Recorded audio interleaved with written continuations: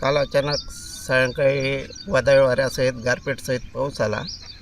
त्या पावसामुळं माझ्या संत्रा बागेचं खूप अतोनात नुकसान झालं. त्याचप्रमाणे गहू आणि चण्याचं सुद्धा नुकसान झालं.